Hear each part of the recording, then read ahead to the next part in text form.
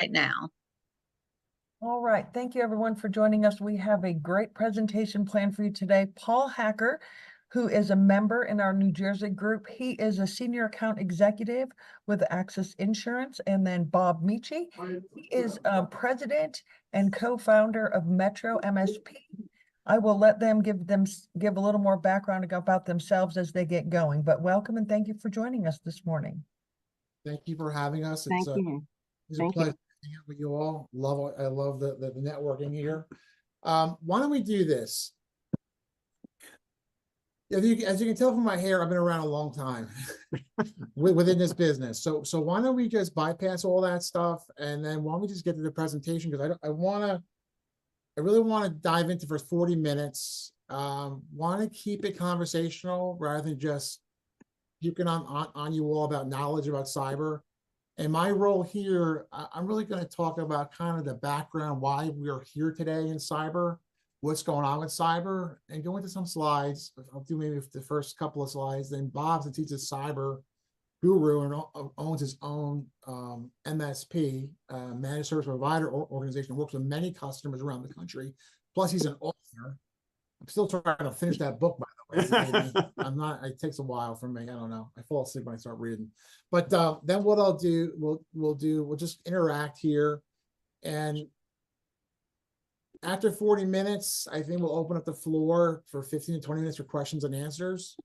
If there are anyone's, if you have any questions, you can always use on the Zoom. There's a way to chat. Thank you. You can do chat, and either one of us can look at that as we're presenting, take notes of it, and if we don't address it during the presentation, we'll definitely address that during the Q&A. Does that sound like a good plan? All right, good. Yes, absolutely, Paul. Yes. Great. So you guys have the presentations visible at this point? Yes.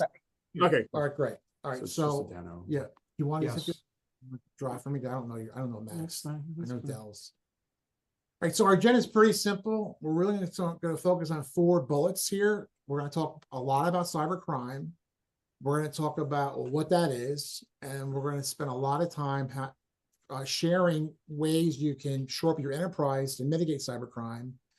We'll talk about what's happening around the corner now with cyber. It's crazy, and then we have some examples of commercial real estate claims that you should see or will see or may even have seen yourself, and we'll spend some time on that just to wrap up that the presentation. So why don't we just get going here? All right.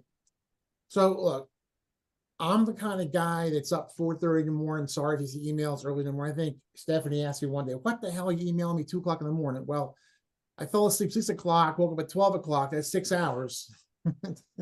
Did some work and then went back to bed. So I get a lot of emails from different resources. You don't even have to get emails about cyber crime. Watch the news.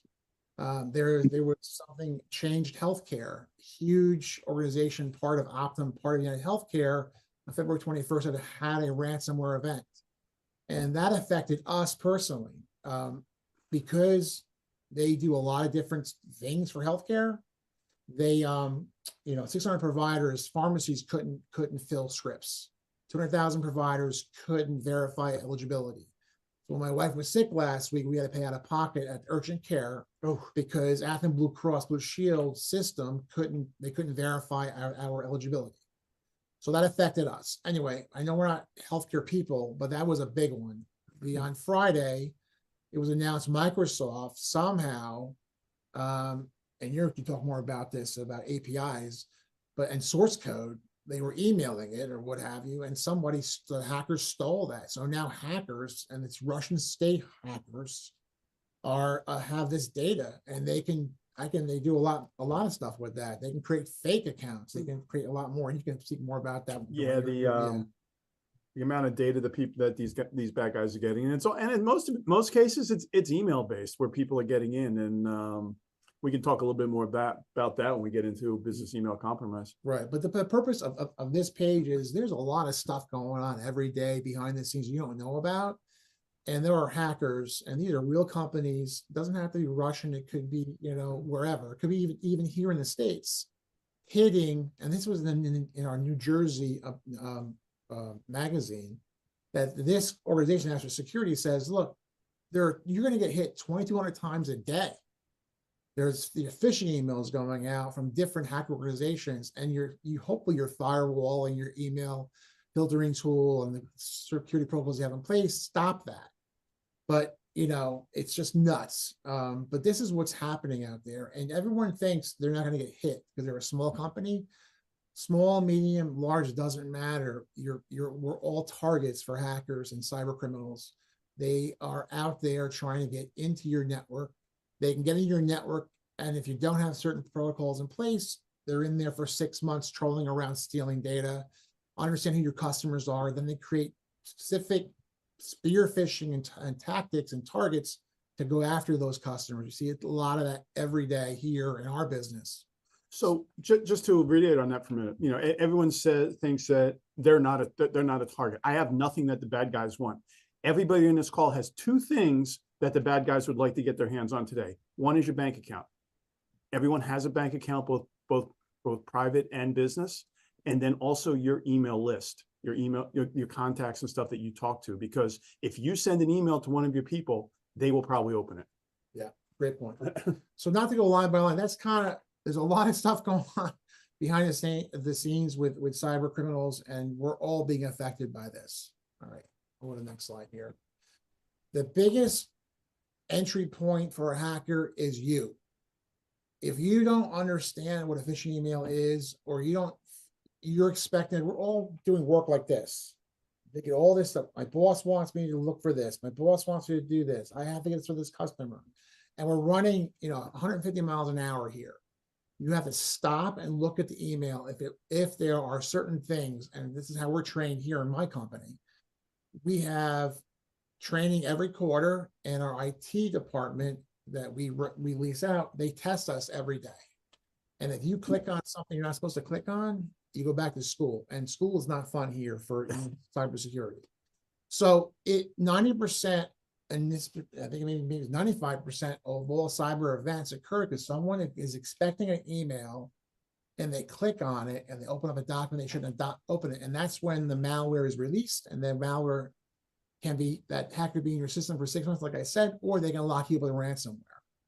And from yes, people are clicking and downloading stuff, but more and more what we're seeing, Paul, is people with all the cloud services out there, they're clicking on a link. Oh, I'm going to go download this. Oh, I have to go log into Microsoft again, or I have to go log into Google again. And people are seeing login screens that look like they're Microsoft, but they're not.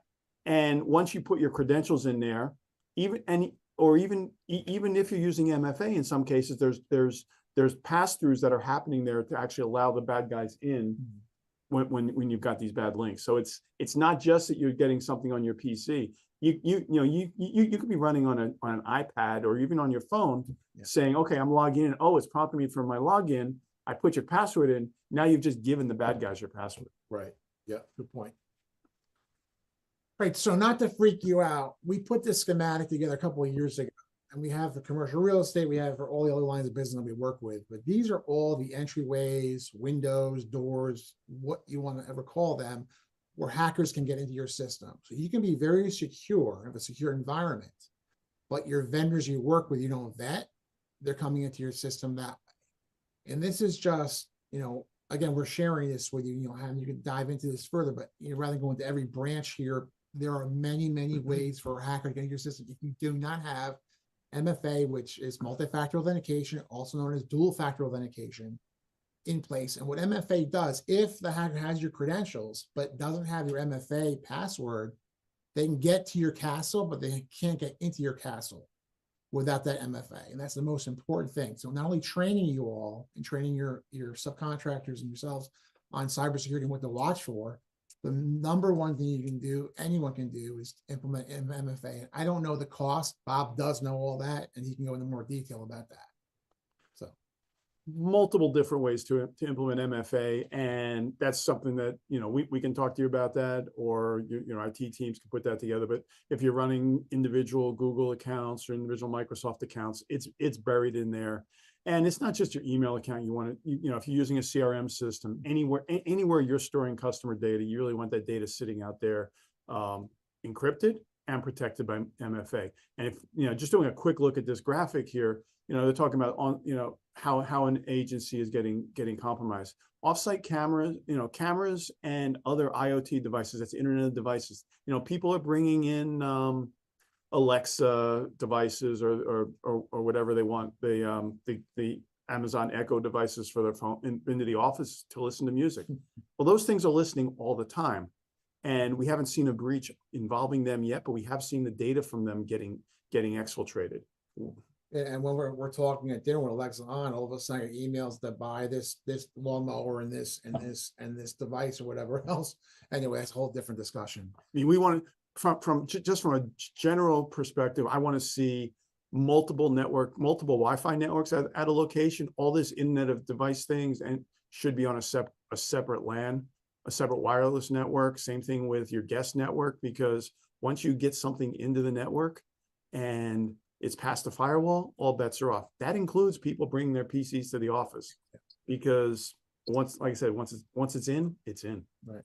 We have a separate email for guests here with that Bob logged on in our office. And we don't even allow, we'll go into more detail, we don't even allow flash drives. Flash drives is a whole different discussion, and we'll talk more about that. Flash drives can have malware in it that you pick up or someone mails to you or what have you. So, okay. Any questions so far? Just to check in with you all. Are you all good with the way we're flowing with this? I'm going to take a little Say what? I'm going to take a little Valium.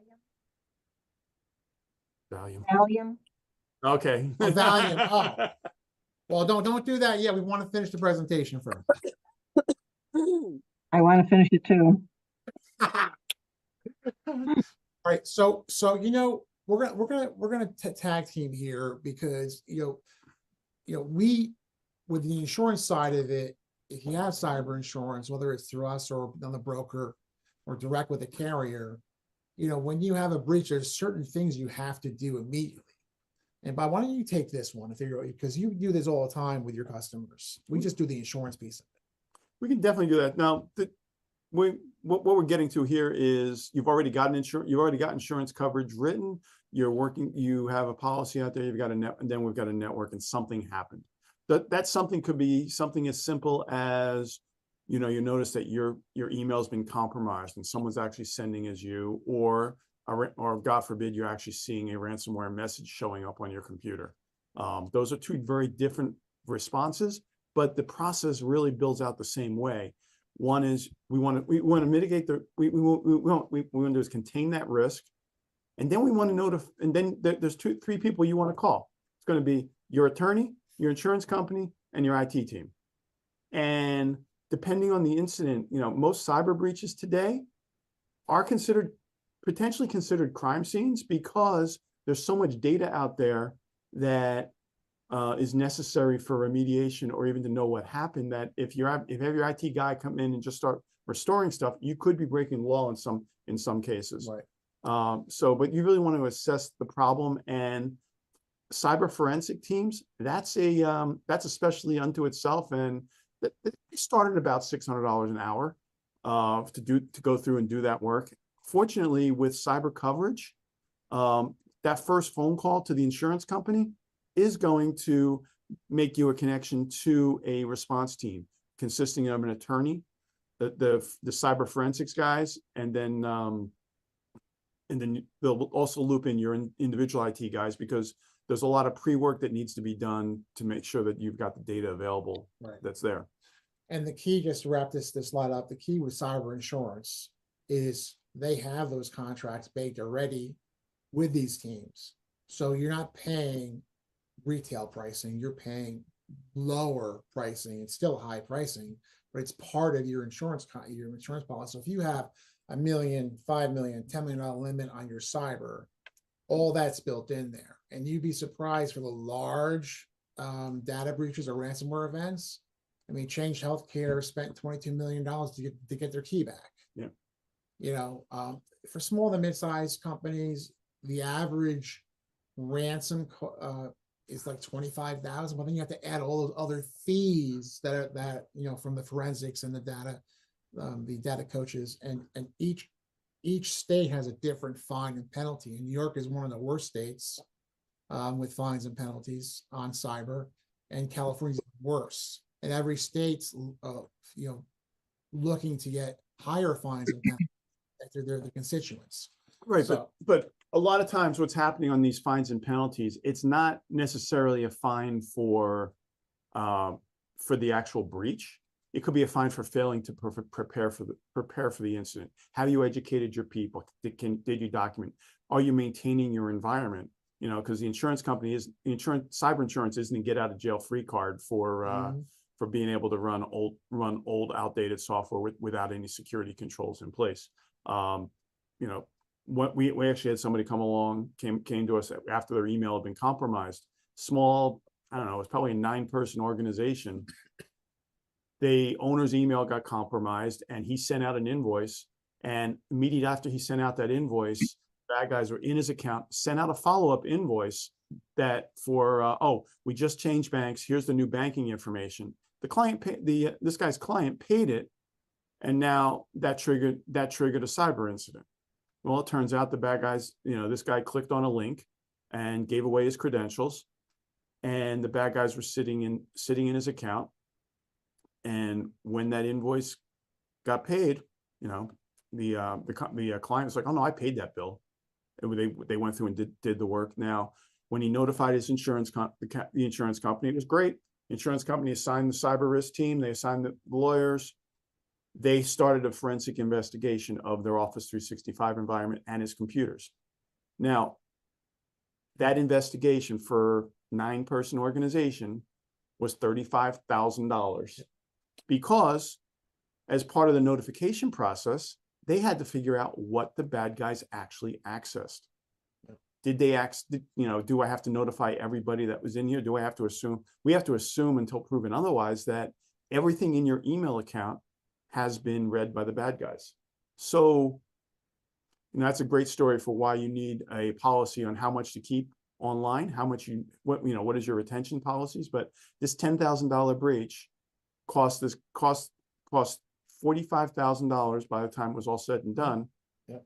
And the guy had a $10,000 deductible, so he was still out to 10 grand from the initial breach, but he did what he had to do to move forward. Right. Good point. Let's move on to the next slide here. Okay, so this is a slide that we put together on anatomy of breach, where we just kind of summarize what we just talked about. When you have a breach, what do you have to call? If you have cyber insurance, you're going to have to call your broker. The broker then kicks off with or tenders the claim or the notification to the carrier, and then all the teams kick off: forensics, public relations, investigations.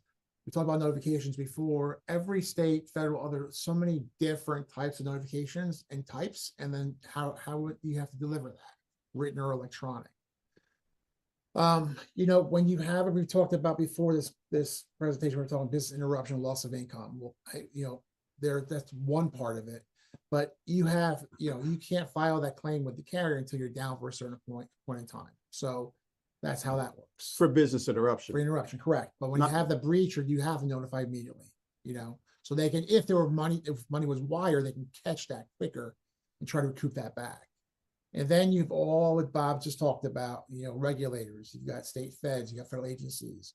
There's a lot of lawsuits, a lot more third-party lawsuits coming out when, there's a breach of data, and especially I know we're not healthcare, but I keep on using that example.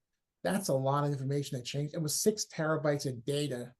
And I looked that up, what that was. I'm like, oh my God, I didn't know what a terabyte was. You wouldn't fill it. It would be several rooms this size. It was like a Library of Congress, Yep. basically. Anyway, so that's a lot of data. There's gonna be a lot of losses. Good thing healthcare has a deep pocket of a lot of money. But anyway, so that's kind of what happens when you have an anatomy of breach. And then the next slide, what Bob talked about before, the cost. This is the cost with your carriers that you work with or that you have policies with. The forensics is the most expensive piece of it. I have enough forensic people out there, first of all, but it ranges from $600 to $1,000 an hour. And you can see if you have a breach or a ransom of $25,000, it's not just $25,000 you're paying. It ramps up to $35,000 to $50,000 quickly. When you consider forensics, data breach, you have to now offer credit monitoring for a year. you have fines and penalties. And the last thing is there's lost like soft dollars. I hate to use that term, but you take a hit public relation wise. You got to build your reputation back up for your customers to work with you again if there was some data that was stolen and they were affected by it. So we're actually seeing a lot of businesses having to vet that are vetting their vendors and reaching out and doing research on them before using them. We've got one client that had a data breach. It wasn't really a data breach, but their data got indexed by Google 12 years ago, probably about 15 years ago now, where their IT guy thought they were saving the company some money, and he backed up the data to a system at his house. That data got indexed by Google, and unfortunately, it had driver information for drivers in all 50 states. When you say index, what does that mean? That means that Google, you go over to Google and you search for something, it finds it. Well, Google found this server sitting out on the internet, and it read all that data back, and now it was part of Google searches. So you could put in a driver's name and get his driver profile. Great. They had a report in all 50 states, and it still comes up when they're talking to new clients, because they had a report in all 50 states. That means all 50 states have something, a database of old breaches that are sitting out there. Wow. The other thing that I want to throw out on this slide is the fines and penalty section. Paul listed PCI fines here. The Federal Trade Commission last year enacted the FTC Safeguards Rule, which applies to non-banking financial institutions, which is a fancy name of anyone that is involved in a financial transaction. So it calls out people in there that need to comply with new security guidelines.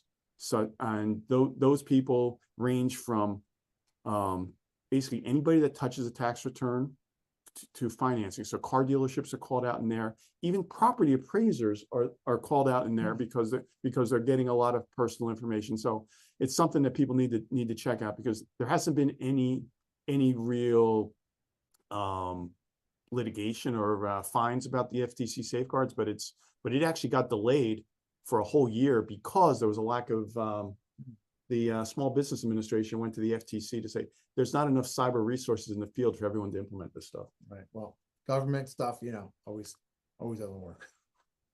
All right. All right. So this is a slide that Bob showed me the other day, and it just gives you can see like the curve, it's going up. Yeah. Cybercrime losses for all size companies is just incredible. This is just a lot of money being stolen. And there are, think about it. If you're a hacker and you have a business wherever, and you hack a client and you put ransomware, and you're making a couple million per ransomware event, you only need about 10 or 12 ransomware events to make a nice living. I hate to say that, but these are real companies with real customer service, real CFOs, and they're extorting tons of money. And it's really difficult for the FBI to track these people down. They have found some, but not, and then they just resurface somewhere else with a different name. So it's really a serious problem out there. And I really think, and I put this on LinkedIn, I personally believe that changed healthcare. It was Russian state, and even Microsoft, Russian state, they're testing their systems to lock us up as a country, not to freak everybody out, but this war is not going to be, machine guns and missiles, and it's going to be cyber attacks. And if they knock you out, you can't do your defenses, you can't do your stock market, you can't, at least they got you. Yep. Anyway.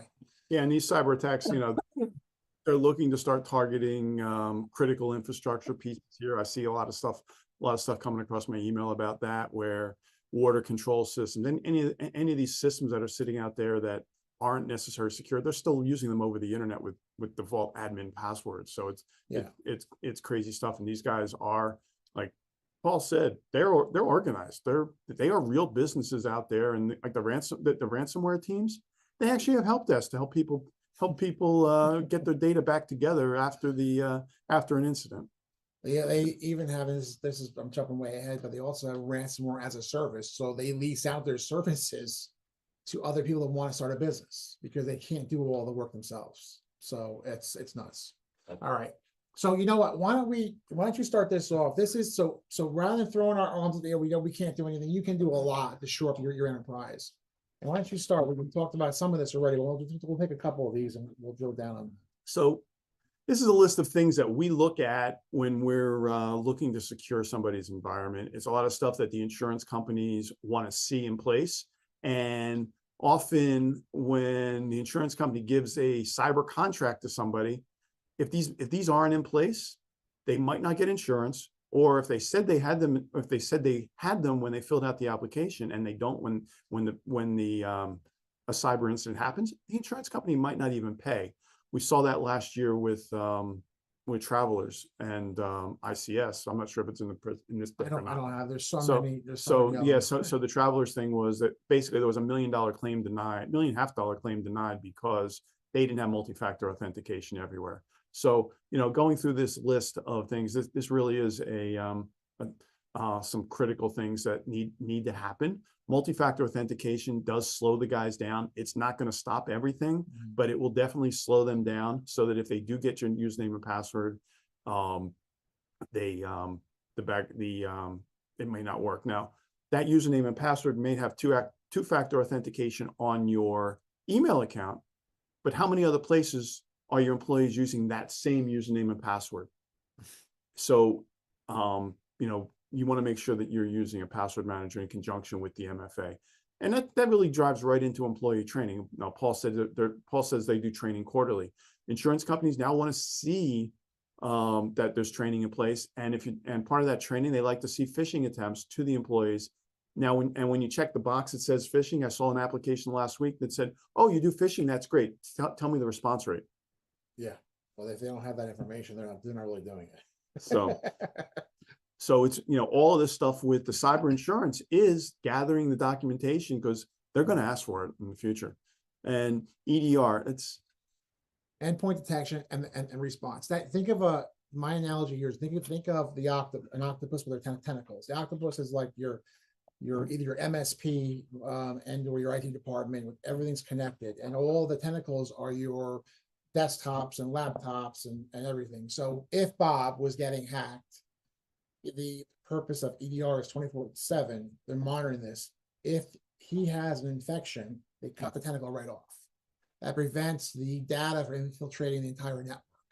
That is a great tool. They now have MDR, manage direct response, which is what you would be doing for at MSP. So that's my analogy. Is that a good analogy? It's a good analogy, and the management piece really is the critical component there, because a lot of people have antivirus and think that's enough, but we need to go deeper and look at where these PCs are going and what they're doing as part of the response. Because now the old antivirus where they're just looking for known things, now the bad guys are actually using the tools that are already on the PC to infiltrate them. And back up your data. I'm not sure who here besides Anthony and myself have actually read the terms of service from Microsoft or Google, but they're not backing up your data beyond 90 days. They do enough backups. Think about what Microsoft does. They run an email system. Office 365 is potentially an email system so that you can send email. They're not controlling your data. They're not looking at your data, but so if they need to protect their environment, they're going to be able to restore it back as of 60 days. But if you're a rogue employee that starts deleting stuff, you want to have that backup 3 times, right?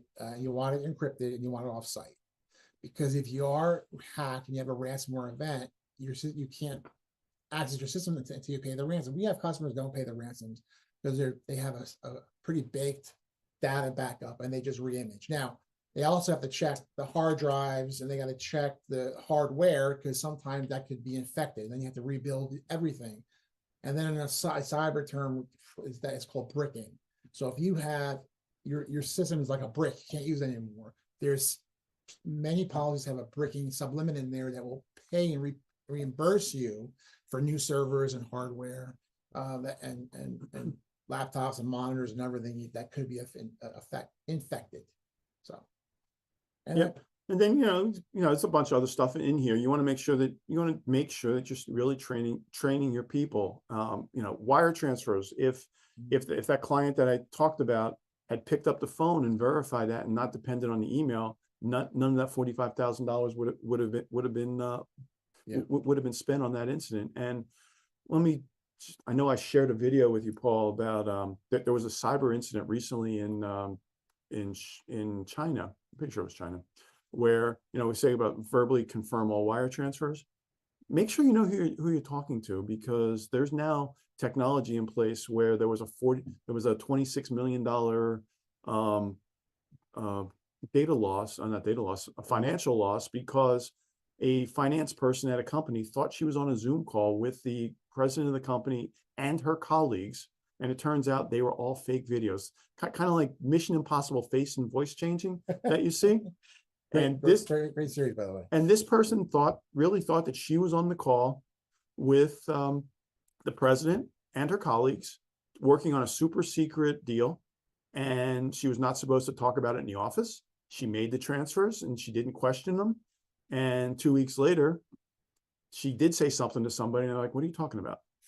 So the face changing technology, it's there, it's scary, and it's just another Zoom call. Right. And this is not a hacker Zoom call. This is a real. Anyway, this was real. Right. So I'm going to go to the next slide here. So the future. Now we're a couple steps behind hackers. There's something called a fileless attack, and a fileless attack is where malware is embedded in a software update. You won't even see it. And when you update your software, and I don't even know if EDR will pick that up, honestly. EDR will pick up some of those things, because we do look, our EDR platform does look at what applications are doing. For example, if our EDR platform is seeing Zoom, and all of a sudden Zoom starts accessing a QuickBooks file or something that it shouldn't have. So we can actually put filters in place to say, okay, well, the only thing that can access this QuickBooks file is QuickBooks. So that would stop that. So in that case, that would stop that. But the fileless attacks are really bad, really hard to track, because it's using everything that's already on the PC. It's not installing something new. We're even seeing some software updates that are causing issues with creating security issues on machines just from a standard update, even without it having malware in it, because there's a lot of best practices that aren't happening. Right. Juice jacking. It's not getting juiced up like muscles here. It's a term they created. You don't want to use public charging stations and public charging wires. There is malware and ability for hackers to take that data. So if you are going to be traveling and you're going to go to a hotel for work, bring your own chargers, and do not use a public charging station. You want to take the AI piece? And on the artificial intelligence side, the AI tools that are getting out there, that was the video that I was just talking about. That was an AI implementation of creating fraud. They're also the AI's tools are also really good at doing about scraping information about a company and then creating messages and reaching out to the right people. So scary. It is scary every day. And Paul mentioned ransomware as a service. The bad guys are out there. One of the ways they're avoiding some of the penalties, some of getting caught is they're not the guys that are creating the ransomware aren't necessarily the ones launching it. So they're creating multiple companies to protect themselves, but ultimately one company creates it, and then they create an affiliate network of partners to go ahead and deploy it. And then they offer support for these partners when they get out there and go from there. And these are named groups.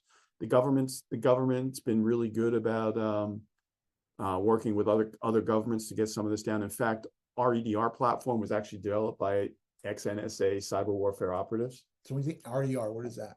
Our EDR, our managed detection and response system was actually created and still managed by ex-NSA guys. Yeah.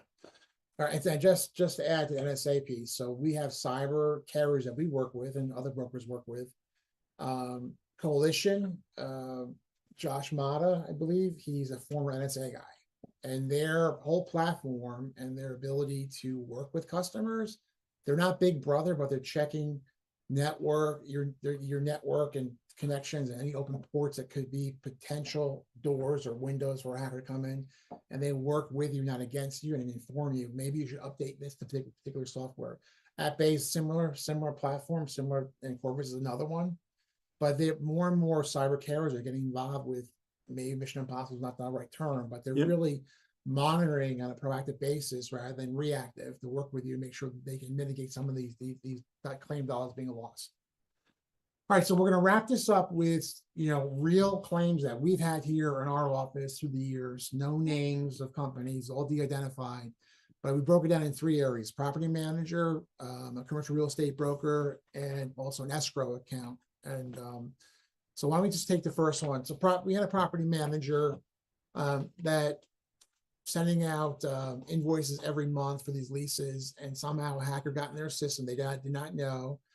They found out when they were doing this. They created, through social engineering, they created a logo that looked exactly like the lease invoice, changed the routing number, and all the customers within this property management portfolio paid. Now, because the customer didn't have everything that they said they had in their application in play, they had to pay something as a penalty. But $1.2 million was stolen, and they got most of that back, but then they had to pay the insurance company a little piece of that because they didn't have what they said they had in place. We do a lot of commercial real estate, obviously, and this is a commercial real estate RPN networking group. We see a lot of ransomware in that because of the wire transfers, the title, everything that's involved in purchasing and selling properties. This particular client was locked up with ransomware. My boss, it's his client. He got the call, kicked off the coalition, I believe was the carrier.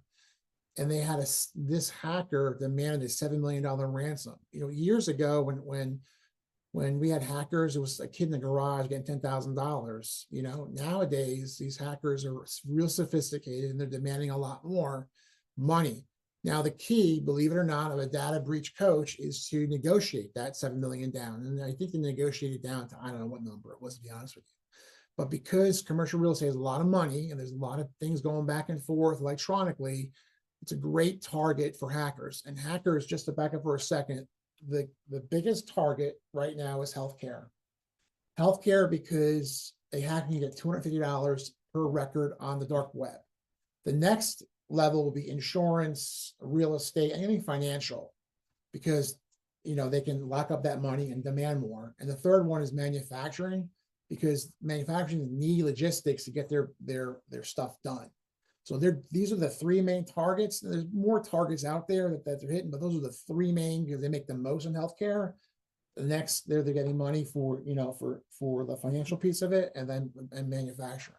So before you jump further, Paul, one of the things we're seeing is the bad guys, depending on who we talk to, they have access to environments between 100 and 200 days before you see the ransomware attacks. Right. And we've actually seen cases where the bad guys asked for the exact amount of money that was in the bank account or the exact amount of money they had for cyber coverage. So they know the data better than the people that own it. So it's true. And just to wrap up, on escrow agent that we had gets fraudulent, we're on time, fraudulent instructions to wire the money. The only way you're going to protect yourself is talk to the people that that you work with at the financial institutions. Don't rely on just sending money electronically. You have to verify that. And there are questions on applications. Do you verify any wire transfer $20,000 or more? And if you don't, they're going to say you should do that because of what's going on out there with cybercrime. So that is, folks, within 40 minutes, we made you all have nausea and heartburn. So we really want to open up the floor. I can't see if we had questions on your thing. I'm not seeing anything in the chat, but we can open it up for questions. If anyone has a question, please feel free to unmute yourself and go ahead and ask. Doug, you're first up. Hi. Should there be a protocol within a company to somehow review your system on such and such an occasion just to see if there is a situation that you have been describing happening? Is there a way that internally you could do that? Absolutely. We actually use a third party to monitor our stuff because, nobody should be proofreading their own work. And Yeah. Okay. because, even if somebody has an internal IT team or an outsourced IT team, you want to make having an independent third party evaluation look at that. In fact, some of the insurance policies are actually requiring it now. When it's a fancy name is in the test, you might see it show up as a penetration test or a pen test. We can definitely run through some scenarios with you and figure that out because we actually did create a service specifically around helping people comply with their insurance policies. Okay, thank you. Hey Anthony, do me a favor and drop info.metromsp.com in the chat. So Sure. the link that Anthony's dropping in the chat right now will just set up a strategy call with me. It'll also give you a copy, give you immediate access to my Amazon bestseller, Cybersecurity Minefield. I'm almost done. You almost done? Almost done.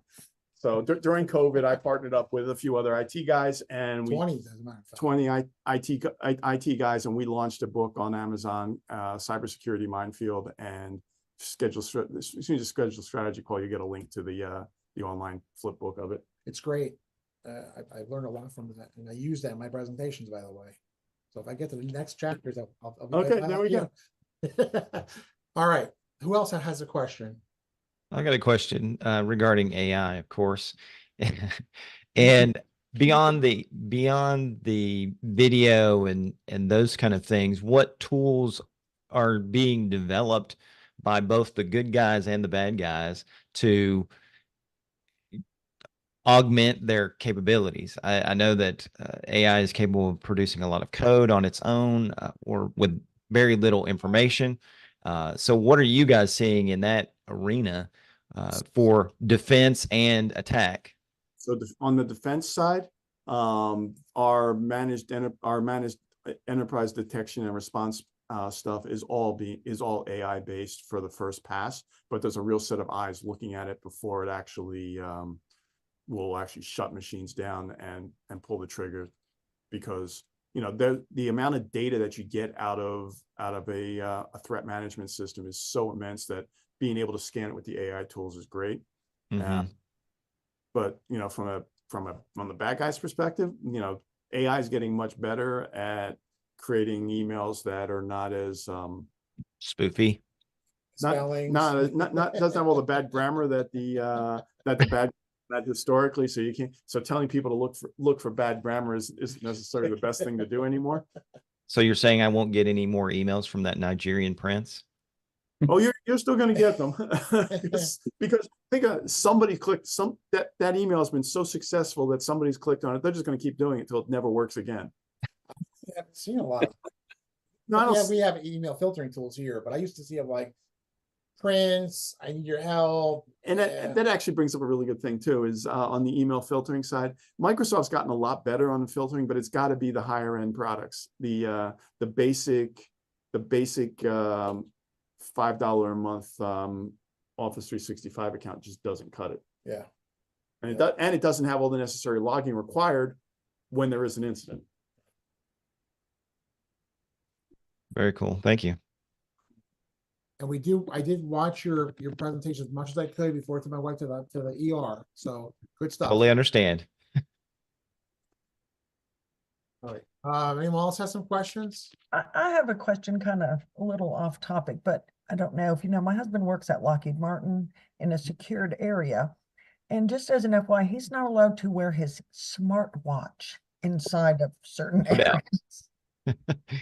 And of course, his complaint is, I did 3,000 more steps than you see on the watch because I had to take it off. You can't bring his phone, can't bring his smartwatch. Because all that stuff are ways that data can be infiltrated, correct? Absolutely, because the smartwatch does gather telemetry all the time about where and what it's doing. It might even be recording stuff. I was actually at a government facility in the past 6 months where it was a public event, but no one was allowed to bring anybody in. They actually had internal Wi-Fi police watching for Bluetooth and Wi-Fi devices as they came through the door, and Wow. and walking through the halls while the event was going on. It was crazy. And but yeah, no, there was, people might have forgot to turn it off, or forgot to leave it in the car. So they were actively intercepting people. So what happened? they were getting them as they came in the door and pushing them out, because put your stuff in your car. put your stuff in the car. This was a secure government facility, and that's the way it had to stay. Wow. Right. Yeah, they're Amazing. not allowed to bring, any sort of electronic devices into also certain brings- areas. And the worst part about that is they have since done away with all of the phones, like landlines. So, if something was to happen, good luck trying to get a hold of someone in that area. Yeah, and yeah, that's a great security mechanism for them, but for everybody else, what scares me, one of the things that scares me the most working with clients is the ones that want their employees using their home PCs to access the office environment. Because if you think about what a VPN does, it allows that remote PC into the network past the firewall. Well, we just let everything in that PC has. Right.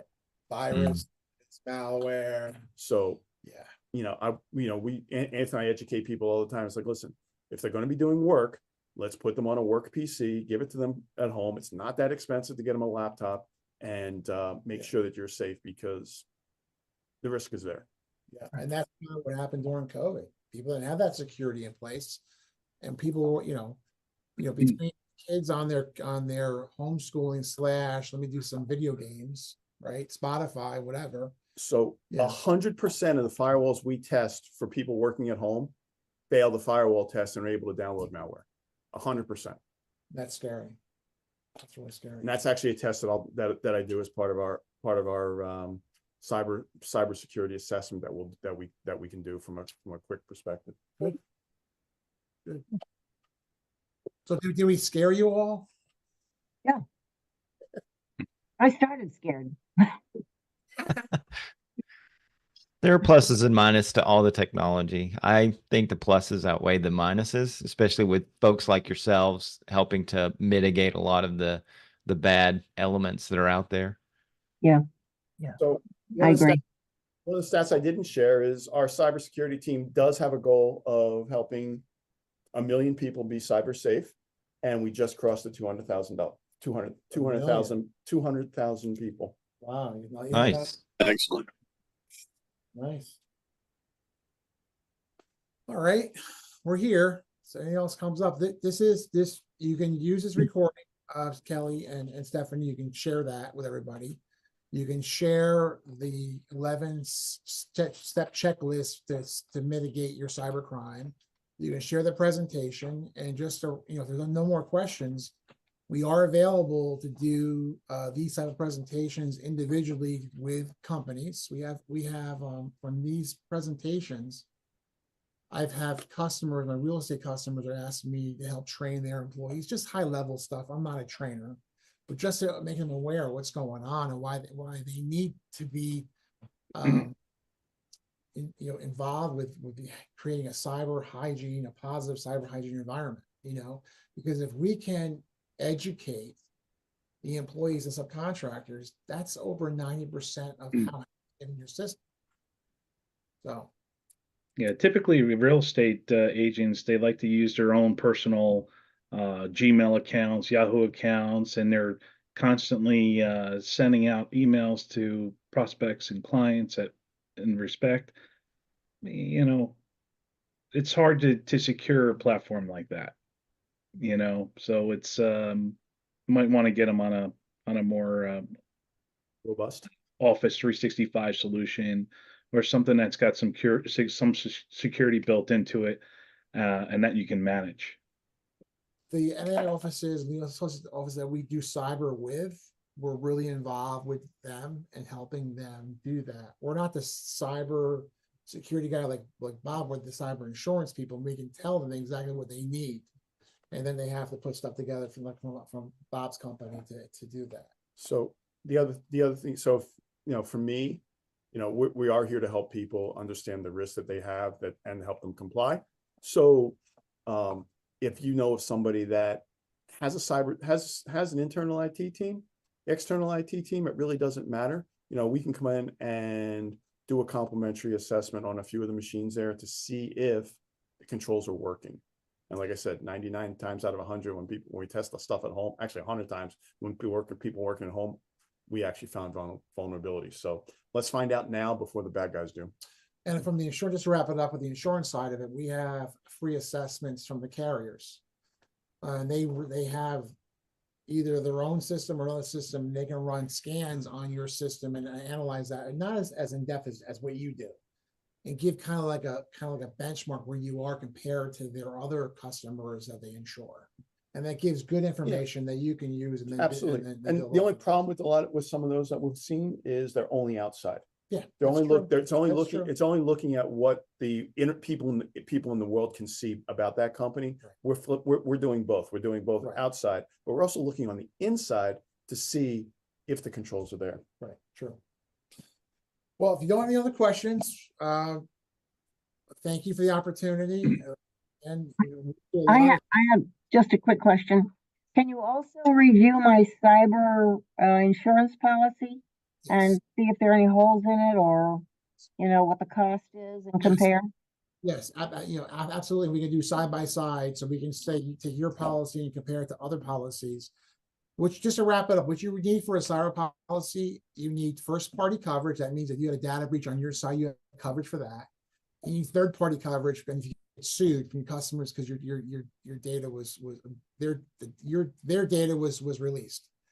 And then what we're seeing on the large deals like this Change Healthcare or Anthem Blue Cross or any of massive data breaches and ransomware events, the C-suite gets attacked from their investors on the directors and officers side. So if the C-suite and the directors and officers say that they're, whether public or private, they have all this stuff in place and they really don't have it, and they lost and the stock went down, their investors can sue their directors and officers. So it's not just a cyber third-party lawsuit, it could be a directors and officer lawsuit too. So now I made you even more. Take that one step further. I just saw something last week where when the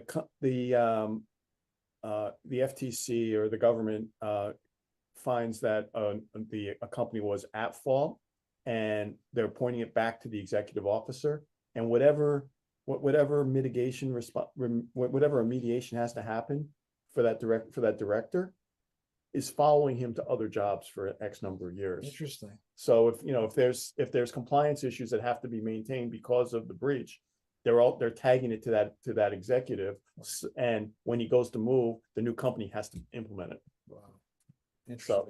So it's not that there is no get out of jail free card anymore. No, never was. Well, look, thanks again.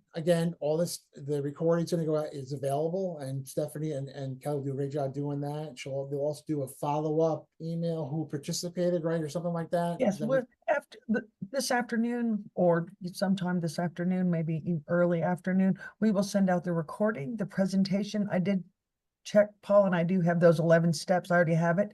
So you don't need to send that to me. And we'll also send out all of everyone's contact information on an Excel spreadsheet. So if anyone wants to reach out to Paul or Bob, or anyone else on the call, all of that information will be on there along with the recording, presentation, and the 11 steps. So thank you again. Appreciate the opportunity. Thanks a lot. oh, thank you so much for doing this for us. You're welcome. Anytime you want us to do it, we're here. Yes, thank you. Take care. Thanks, everyone. Thanks. Bye-bye. Have a good day, everyone. Thank you very much.